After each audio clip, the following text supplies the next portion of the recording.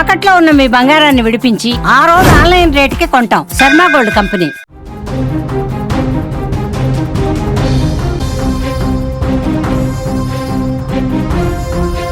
పశ్చిమాసియాలో కమ్ముకున్న యుద్ధ మేఘాలతో పసిడి ధరలు కుప్పకూలుతున్నాయి.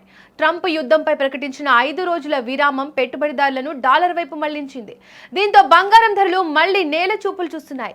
స్టాక్ మార్కెట్ నష్టాలను పూడ్చుకోవడానికి ఇన్వెస్టర్లు బంగారాన్ని అమ్మేయడం కూడా పసిడి ర్యాలీకి బ్రేక్ వేస్తోంది. గత కొంతకాలంగా ర్యాలీ చేసిన బంగారం ధరలు గత వారం నుంచి తీవ్ర ఒడిదుడుకులకు లోనవుతున్నాయి. గత రికార్డులను బద్దలు కొడుతూ ధరలు పాతాళానికి పడిపోతున్నాయి. నేడు కూడా బంగారం ధరలు భారీగా పడిపోయాయి. వరుసగా పతనమవుతున్న బంగారం ధరలు 10 రోజుల్లో 10,000 తగ్గాయి. నిన్న భారీగా పతనమైన బంగారం ధరలు ఇవాళ కూడా 3,000 రూపాయలు తగ్గింది.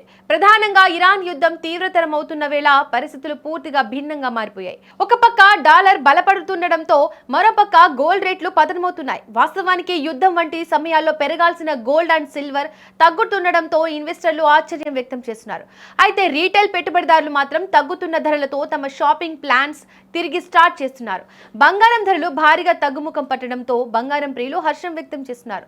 దీంతో గోల్డ్ షాపుల ముందు భారీగా క్యూ కడుతున్నారు. ఇక హైదరాబాద్ నగరంలో నేడు బంగారం ధరలను ఒకసారి పరిశీలిస్తే 10 గ్రాముల 24 క్యారెట్ల బంగారం ధర 2,940 తగ్గి 1,40,350 దగ్గర ట్రేడ్ అవుతోంది.